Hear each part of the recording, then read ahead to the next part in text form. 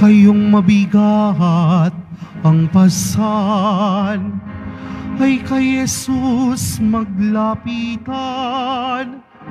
upang kayo'y masiyahan. Hallelujah, Hallelujah, Hallelujah, Hallelujah.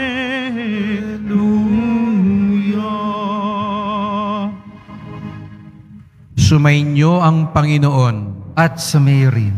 ang pagpapahayag ng mabuting balita ng Panginoon ayon kay San Mateo. Papuri sa iyo, Panginoon. Noong panahong iyon, nang makita ni Jesus ang napakaraming tao, umahon siya sa bundok. Pagkaupo niya'y lumapit ang kanyang mga alagad at sila'y tinuruan niya ng ganito, "Mapalad ang mga aba na wala nang inaasahan kundi ang Diyos, sapagkat makakasama sila sa kanyang kaharian.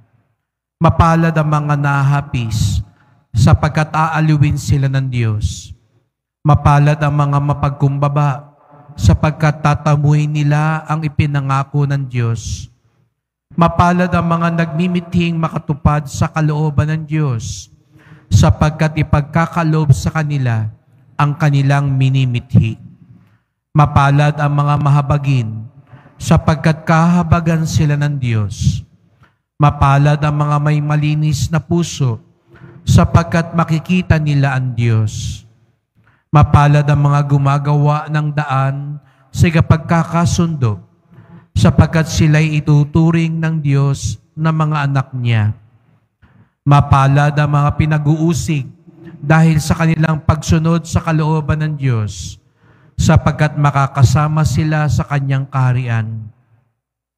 Mapalad kayo kapag dahil sa akin inaalimura kayo ng mga tao, pinag-uusig at pinagwiwikyaan ng lahat ng uri ng kasamaan na pawang kasinungalingan. Magdiwang kayo at magalak, sapagkat malaki ang inyong gantimpala sa langit.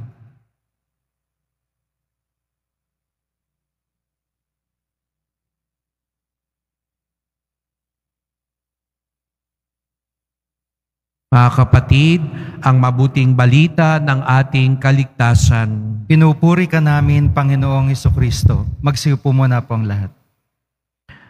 Magandang umaga po sa inyong lahat at maligayang pagdating sa tahanan ng ating mahal na pong Jesus Nazareno.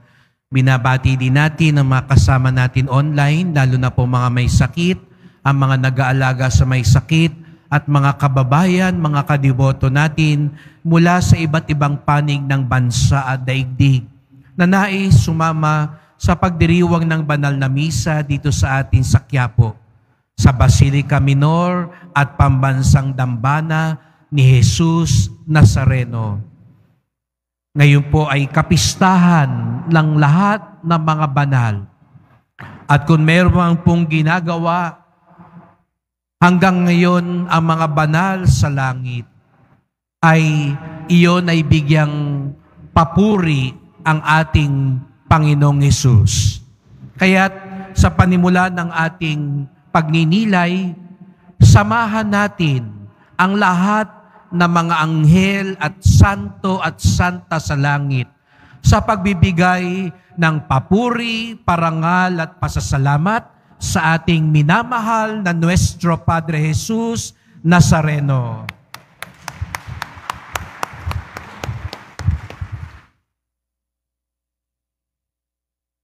Bagamat sinabi ko na ang ginagawa ng mga anghel at mga santo at santa sa langit ay magbigay papuri, parangal at pasasalamat kay Jesus Nazareno, hindi lamang sila pumapalakpak o kumakanta sa langit.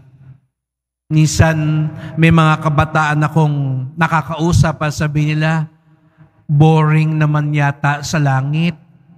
Kung ang gagawin lang namin magpalaspas, pumalakpak at tumingin sa Diyos. Dahil siguro nga, ang kanilang ideya ng good time, kasiyahan ay mag-party, may handaan, may sayawan, may kantahan, may tawanan. Kaya't meron ngang ibang maglalakas loob pang sabihin, hindi na lang bali kung sa langit panay kanta-kanta lang, patugtog-tugtog lang, at nakatingin sa Diyos. Nakakalungkot mang isipin na pwede nating ipagpalit ang langit sa mga inaakala nating magbibigay kaligayahan sa buhay. Meron pong si Papa Francisco, nung siya'y nagsulat ng isang liham, meron siyang hiniram na isang pananalita mula sa isang manunulat na Frances, si Leon Bloy. At sabi ni Leon Bloy, ang pinakamalungkot daw, pinakamiserableng mangyari sa isang tao ay ang hindi siya maging banal. The saddest thing that can happen to a person is that he or she does not become a saint. Marahil ay napukaw si Papa Francisco at ginamit niya yun. Hindi lang siya sa Biblia, hindi lang siya sa isang banal humiram ng pananalita, ngunit sa isang ordinaryong manunulat na napagtanto niya na napakalungkot daw para sa isang tao ang hindi maging banal. Kung tatanungin ko kayo ngayon, ano ang makapagbibigay labis na kalungkutan sa inyong buhay? Siguro sabihin nyo, may iba ngayon malungkot kasi natalo nung halalan. Malungkot ka kasi wala kang pera. Malungkot ka kasi nabasted ka ng nililigawan mo o hindi ka pinapansin nung crush mo. Malungkot ka dahil hindi ka pa makapag-abroad. Sa harap ng poong Nazareno, aminin natin, ano ang nakapagbibigay kalungkutan sa atin. Malungkot ka kasi hindi ka ma-promote, hindi ka maangat-angat sa buhay, hindi ka kinikilala ng ibang mga tao, hindi ka sikat. Anong nagbibigay kalungkutan sa atin? Sinabi nga ni Papa Francisco, malungkot daw ang hindi maging santo. Hindi dahil hindi ka mailalagay sa pedestal, wala pa nga, nililinis pa ho natin, kaya na-miss natin yung mga santo na nasa paligid natin. Hindi dahil hindi ka makikilala sa simbahan. Malungkot daw na hindi maging santo o santa sapagkat ibig sabihin nun, hindi mo makakapiling ang Diyos magpakailanman. Yun lang ibig sabihin ng isang banal. Kapiling niya ang Diyos magpakailanman. At kaya nga, yung nabanggit ko kanina, ganun lang ba sa langit? Tititigan mo ang Diyos? Kakantahan mo ang Diyos? Tutugtog-tugtog ka kasama ng mga anghel? Hindi mo pa naunawaan kung ano ibig sabihin ng tunay na kagalakan. Kung ganun. Sapagkat ang tunay na kagalakan, makapiling ang Diyos. Mga kapatid, opo, dagsa ang tao dito sa ating sa Quiapo. Pero sana ito'y dahil hindi lang natin gusto matanggap ang himala ng Nazareno. Ito'y dahil sinisimulan na nating sanayin ang ating mga sarili makapiling si Jesus Nazareno. Ulitin ko, sana po kaya tayo namamanata, nagdedebosyon, nagpupunta lalo na dito sa Quiapo, hindi lang upang matanggap ang mga biyaya at himala ng Nazareno, kung hindi upang masimulan ng sanayin ng ating sarili, makapiling si Jesus Nazareno. Bakasyon ang karamihan ng mga tao ngayon. Nag-uwian, nagpasyalan, nagpuntahan sa kanilang mga mahal sa buhay. Baka iba sa inyo ngayon, pinuntahan ng inyong mga apo, mga anak, mga kaibigan.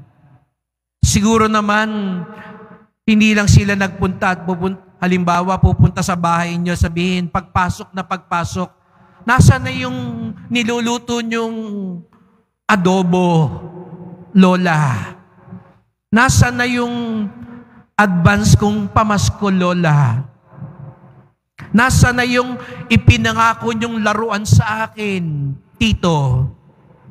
Anong mararamdaman ninyo kung pag-uwi sa inyo nung mga dumalaw sa inyo, ang una nilang hinahanap ay yung ibibigay nyo sa kanila?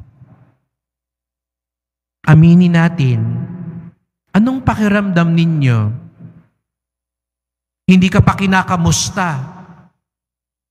Hinahanap ka agad yung niluto mong pagkain. Alam nilang nagkasakit ka nung 1 buwan. Di ka pa tinatanong, kamusta na po kayo? Malakas na po ba kayo? Ang bungad agad, yung pong pinangako nyong allowance, yung pong pinangako nyong damit, nasaan na po? Anong mararamdaman ninyo? Sa kabilang banda, meron din natitiyak ko, pagdating pa lang sa bahay, pagdalaw sa inyo, napakahigpit ng yakap at sasabihin sa iyo, miss na po namin kayo. Tuwang-tuwa kami, kasama na namin uli kayo.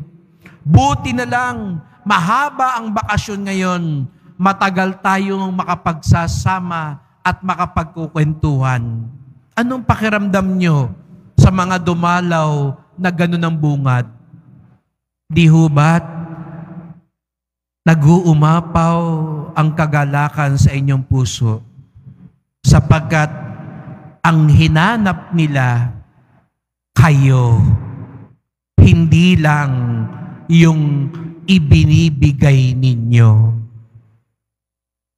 Sana po ganun din tayo pagharap natin sa Nazareno.